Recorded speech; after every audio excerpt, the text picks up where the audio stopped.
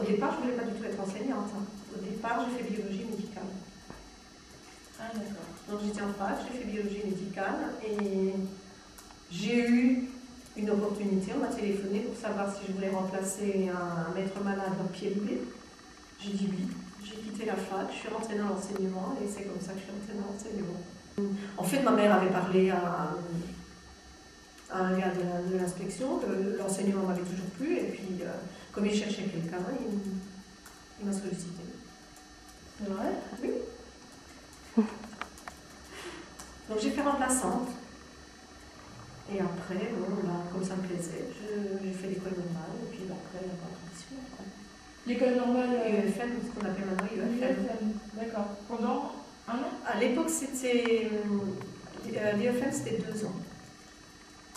D'accord. Et après, la première année où on enseignait, on était titularisé. La première année tout de suite? Ouais.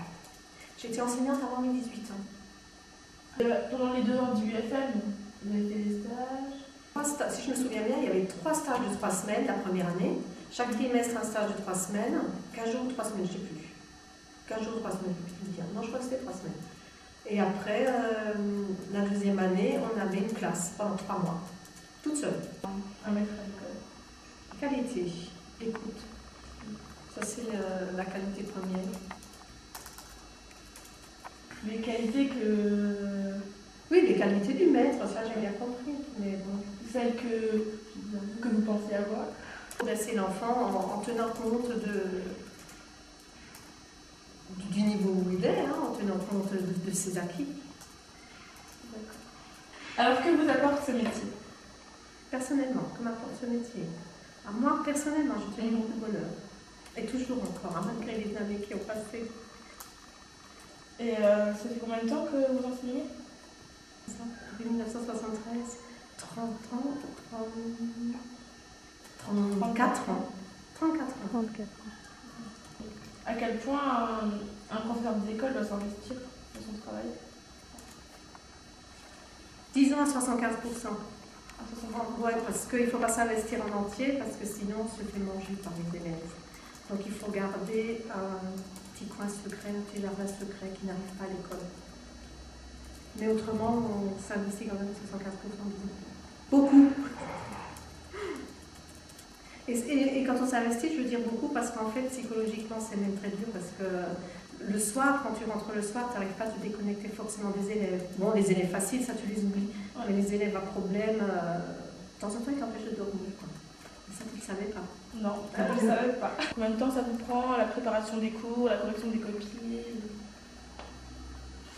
Alors, ça dépend des jours. Disons, si je veux faire une moyenne, il faut compter quand même 1 heure à 2 heures.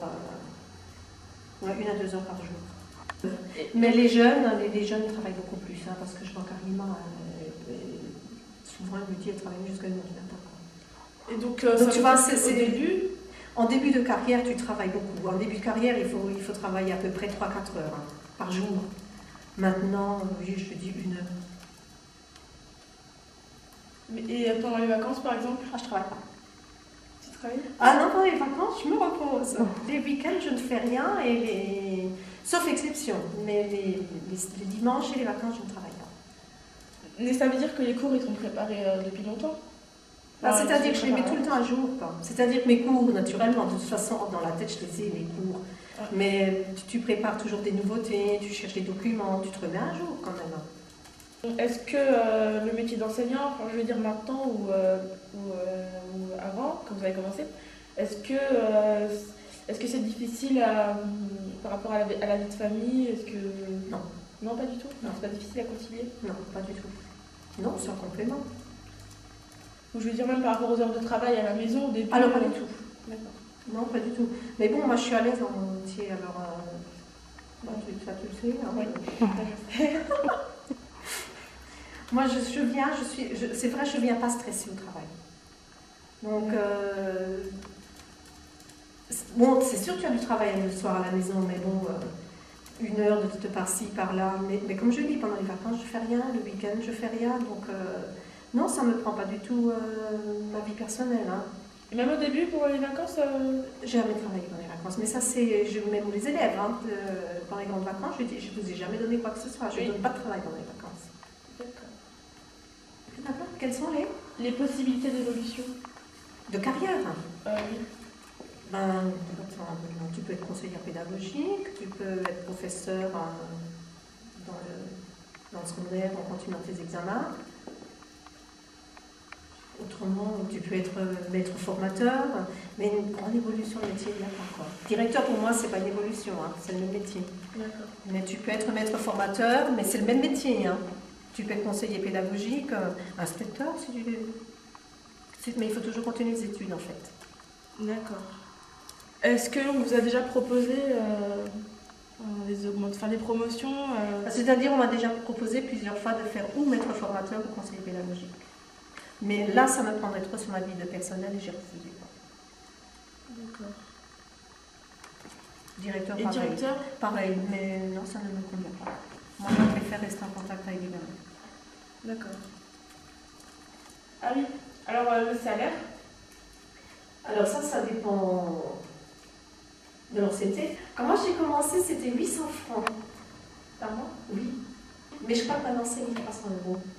D'accord. Fin de carrière, là maintenant 2000 euros. Ah oui, est-ce que vous avez les capacités d'enseigner ailleurs ou autre chose Ailleurs en maternelle ou Oui, par exemple. en maternelle, oui, puisque c'est le même métier. Ouais. Autrement, non. Autrement, oui.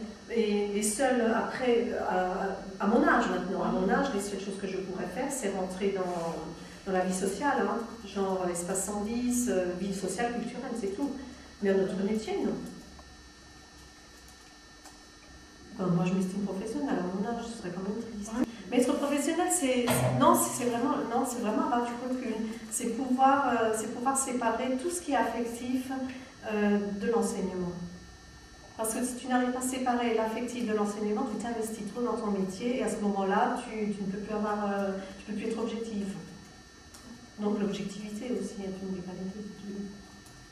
Est-ce que dans le métier d'enseignant, il y a une part de travail qui n'a rien à voir avec, par exemple, ce qu'un enseignant doit faire Ah oui, il y a toute la partie sociale. Et de plus en plus d'ailleurs, parce qu'avant on enseignait, c'est-à-dire on était censé faire passer des connaissances. Et c'est toujours le cas d'ailleurs. Normalement un enseignant fait passer des connaissances.